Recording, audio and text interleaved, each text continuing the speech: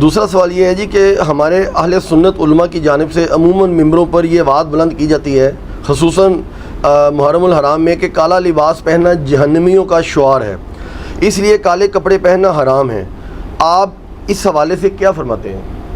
اب تو میرا خیال ہے یہ معاملہ بڑا ٹھنڈا ہو چکا ہے ہماری ویڈیوز کی برکت سے، اللہ کا شکر ہے۔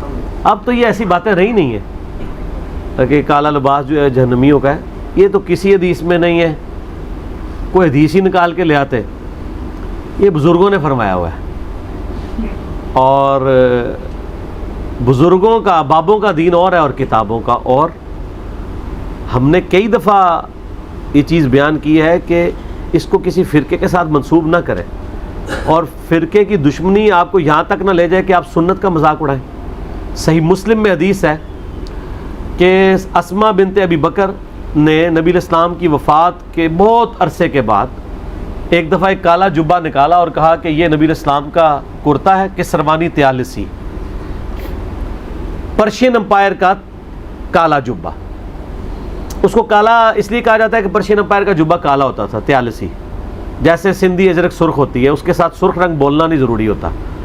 سندھی اجرک سے آپ کو یلو یا نیلا نہیں دماغ میں آئے گا، سرخ ہی آئے گا۔ کسروانی طیالسی صحیح مسلم الفاظ نکالا اور کہا کہ یہ نبی الاسلام پہنتے تھے، اس کے بعد حضرت عائشہ کے پاس تھا، ان کی وفات کے وقت میں نے ان سے لے لیا، ہم اس کا دھون مریضوں کو شفا کے لیے پلاتے ہیں۔ ٹھیک ہے، نبی الاسلام کے صحیح تبرکات۔ کالا جبہ، اغلاف کالا کعبہ جو ہے وہ کس کلر کا ہے؟ بلیک۔ تو اس کو میرا خیال سنیوں کو چاہیے وائٹ کروائیں تاکہ شیعہ سے جان چھوٹ جائے۔ اللہ کے گھر کے کپڑے جو ہیں وہ کالے ہیں، یعنی جنمیوں والا لباس ہے نا اللہ تعالیٰ کے گھر کے اوپر، نعوذ باللہ، نعوذ باللہ، تو کالا ہے۔ اور اغلاف کعبہ اسلام سے بھی پہلے کا چل رہا ہے، نبی اسلام نے اسے انڈورس کیا ہوا ہے۔ غلاف کعبہ اس زمانے میں بھی چڑھتا تھا، صحیح بخاری میں حدیث موجود ہے۔ غلاف کعبہ کالا، نبی الاسلام کا کرتا کالا، نبی الاسلام کی پگڑی، بخاری مسلم میں آتا ہے کہ نبی الاسلام، صحابہ کرام کہتے ہیں جمعے کے دن ہم نے ان کو دیکھا کالی پگڑی پہنی ہوئی تھی، اور صحیح مسلم میں الفاظ ہے فتح مکہ کے دن نبی الاسلام جب مکے میں داخل ہوئے تو کالے کلر کی پگڑی آپ کے سر پہ تھی اور 2 شملے تھے جو آپ نے دائیں بائیں کندھے پہ چھوڑے ہوئے تھے، پگڑی بھی کالی۔ اچھا، کالی کملی سنی ہوئی ہے؟ بے شک۔ تو یہ کالی کملے والے نعت کیوں لکھا ہوا ہے؟ اگر کالا لباس جہنمیوں کا لباس ہے تو نبی الاسلام کی چادر کیوں کالی تھی؟ وہ تو میں نے آپ کو حدیث کے ساتھ سنائی نہیں، صحیح مسلم سے کہ اما عائشہ کہتی ہیں کہ نبی الاسلام نے ایک منقش چادر کالے رنگ کی اوڑی تھی، حسن ابن علی، حسین ابن علی، فاطمہ اور سیدنا علی رضی اللہ عنہم اجمعین وعلیہم السلام اجمعین کو اپنی چادر کے نیچے لے کے آپ نے کہا انما یرید اللہ لیذھب عنکم الرجس اہل البیت ویطہرکم تطہیرا۔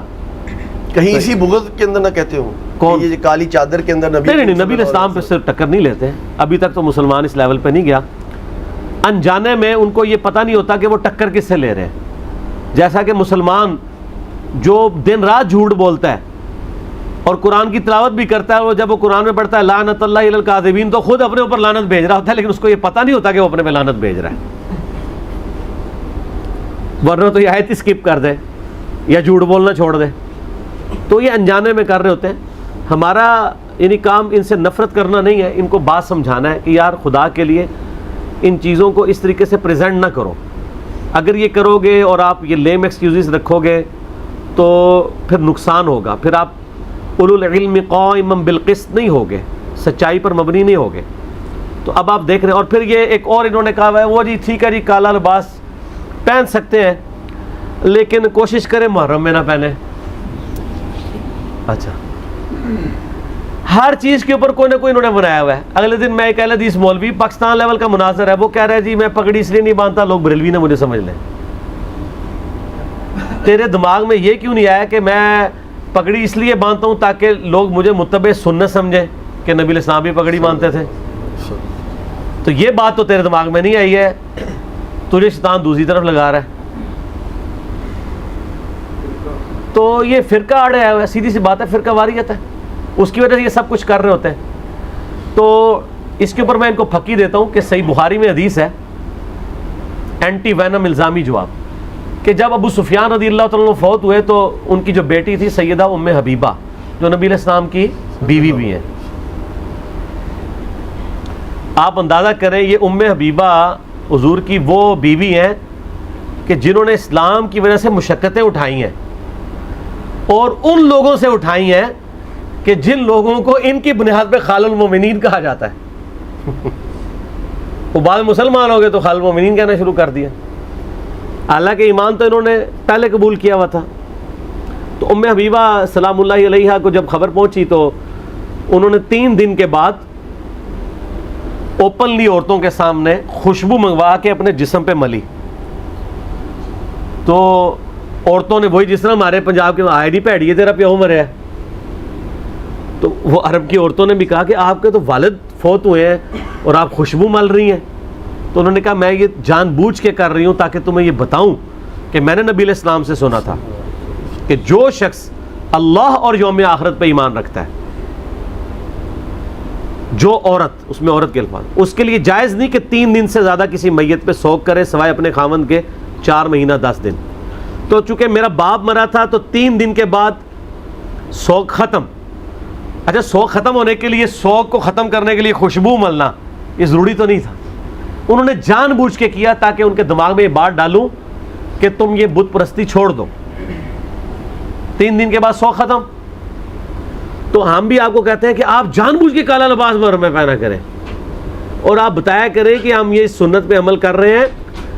دوسری طرف رافضی جو ہے کالا لباس پہن کے محرم میں غلط ایکٹیویٹیز میں انوالو ہیں، اور ہم کالا لباس پہن کے عظمت صحابہ بھی بیان کر رہے ہیں اور شان اہل بیت بھی کر رہے ہیں. تو آپ فرنٹ سے لیڈ کریں، آپ یہ چینل ان کے حوالے کیوں کر رہے ہیں؟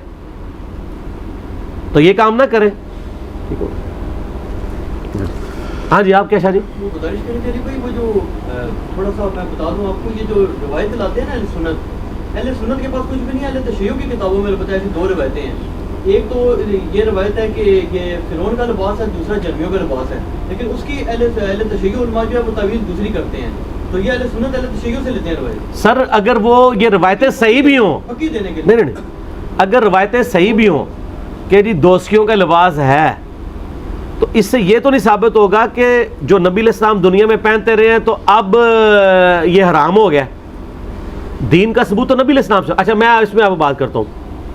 آگ جو ہے یہ تو دوزخ کی علامت ہے نا، تو آپ روٹی کو آگ پہ پکاتے ہیں، یوز کر رہے ہیں نا.